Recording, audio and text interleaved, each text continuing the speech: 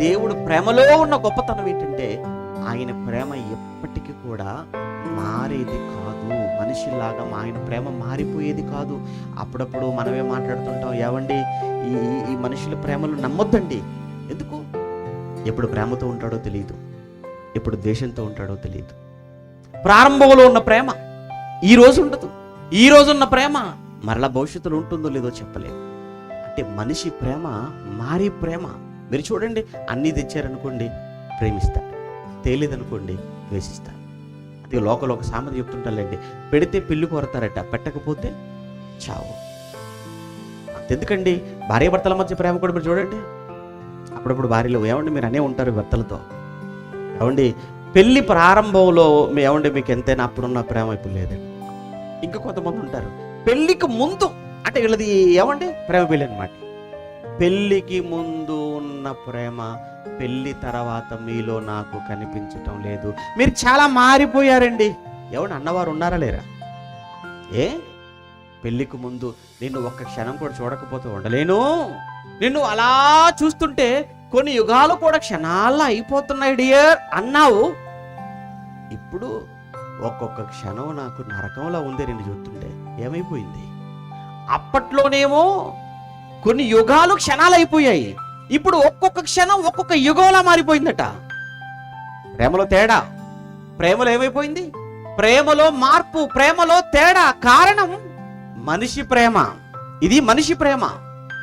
ఇది కేవలం అందాన్ని చూసో, డబ్బుని చూసో, లేదా ఇంకా చదువుని చూసో ఏర్పడినటువంటి ప్రేమలు కదా ఇవి. తల్లితో చెప్తుంటారులేండి, అమ్మా ఇగో నేను పెరిగి పెద్ద మంచి ఉద్యోగం చేస్తున్నప్పుడు నిన్ను అసలు కాలు కింద పెట్టనివ్వను, నిన్ను మహారాణిలాగా మహారాణి కుర్చీ మీద నిన్ను కూర్చోబెట్టి నేను ఎంత బాగా చూసుకుంటానో అంటాడు. అలా అన్నారేమో ఒకసారి గుర్తు చేసుకోండి మీరు. ఎప్పుడు? పెళ్ళికి ముందు, బిఫోర్ మ్యారేజ్, పెళ్ళికి ముందు, ఉద్యోగానికి ముందు.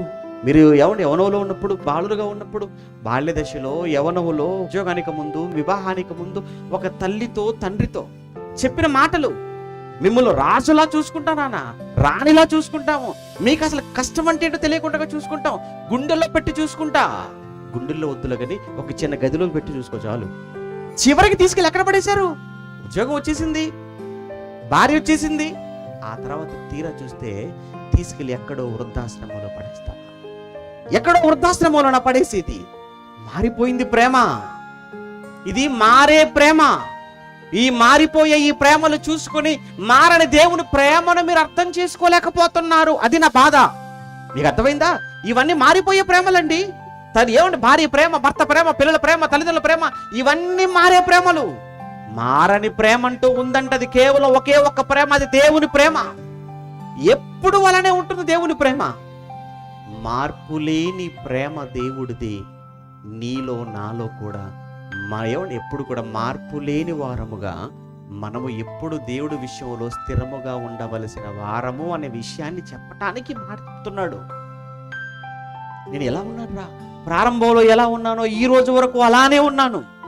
నాలో ఎప్పుడూ మార్పు లేదు. అలానే నీలో కూడా మార్పు ఉండకూడదు. ఇది ఏమండి దేవుని ప్రేమ గురించి అండి. నిజంగా దేవుడు మార్పు లేనివాడు. మార్పు లేనటువంటి దేవుని ప్రేమ.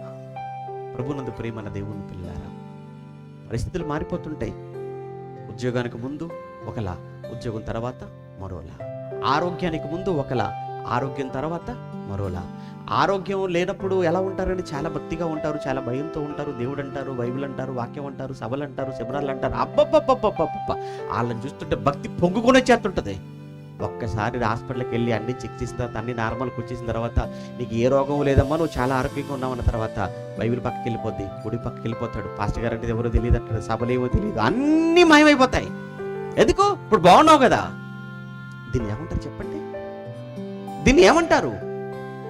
అలానే భార్యలు కూడా భర్తల విషయం ఏమంటే రోజు ఉద్యోగానికి వెళుతూ చక్కగా సంపాదించి అన్ని తీసుకుని వచ్చి చేతిలో పెట్టినంత వరకు అన్ని చోటుకి తీసుకెళ్ళిపోయి అన్ని కావలసిన కొనిపెట్టేటప్పటికీ అబ్బా ఎంత మంచి భర్త నాకు దొరకటం నా అదృష్టం. ఇలాంటి భర్త అసలు ఇంకెవరికైనా ఉన్నాడా? ఏమండి, మీరే నాకు అన్నీ మీరే, నాకు సర్వస్వం. అదే భర్తకు యాక్సిడెంట్లో కాలు తిరిగి ఇంట్లో పడిపోయాడు. ఇప్పుడు చెప్పా మాటలు, ఇప్పుడు ఆ మాటలు చెప్పగలవా? ఆ రోజు ఎలా మాట్లాడావు, ఈ రోజు ఎలా మాట్లాడుతున్నావేంటి? ఇది నీ ప్రేమ? ఇది మారిపోయే ప్రేమ, ఇది మారే ప్రేమ, మారని ప్రేమ దేవుడిదండి. యోబు గారికి అన్నీ ఉన్నాయి. యోబు గారికి అన్నీ ఉన్న సమయంలో యోబు గారి భార్య అలానే ఉంది. కానీ అన్నీ పోయాయి ఒకరోజు. ఆరోగ్యం కూడా పోయింది. అంటే కాపురాన్ని కూడా పనికిరాడు అనమాట. ఇప్పుడు ఎవరు? యోబు కాపురాన్ని కూడా పనికిరాడు. ఆ సమయంలో భార్య వచ్చి భర్తతో మాట్లాడుతుంది యోబుతో, ఏమయ్యా నీ భక్తి, ఏమయ్యా నీ యథార్థత, ఇంకా నీ యథార్థత, నీ భక్తిని విడిచిపెట్టకుండా ఉంటావా? ఒక్కసారి ఆ దేవుని దూషించి నువ్వు చావు. ఎందుకు ఇంకా బ్రతుకుతున్నావు? ఈ బ్రతుకు దేనికోసం? ఎవరి కోసం? ఎవరు ఉద్ధరిద్దామని? నాకేమైనా ఉపయోగపడతావా? భార్య మాట్లాడుతున్న మాట ఏమండి? మారే ప్రేమ కోసం మాట్లాడుతున్నాను. ఉద్యోగం లేనంత వరకు ఓ దేవా ఉద్యోగం ఇవ్వు, నీకోసం ఎరగదీస్తాను, ప్రతి కార్యక్రమంలో నేనే ముందుంటాను, ప్రతి కార్యక్రమానికి నాదే ఉంటది ఎక్కువ భాగం. అంతే, ఉద్యోగం వచ్చేసింది.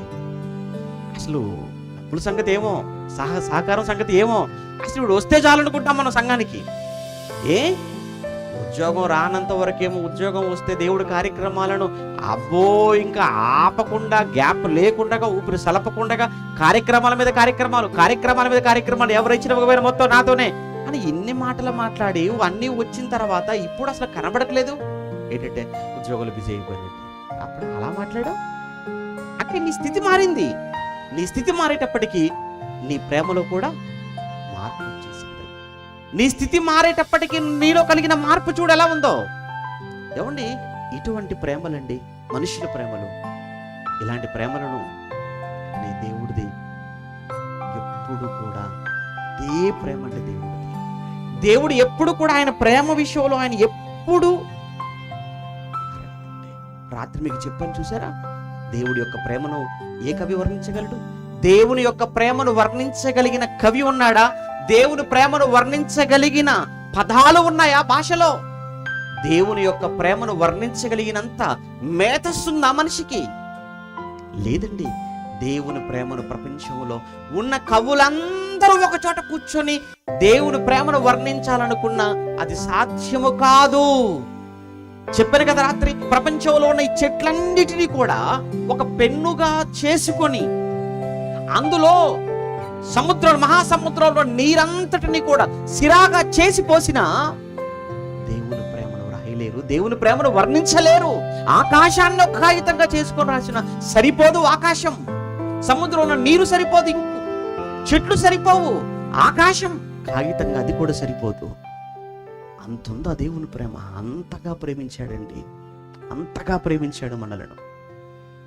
ఎందుకు? మనం ఆయన పిల్లలం కనుక.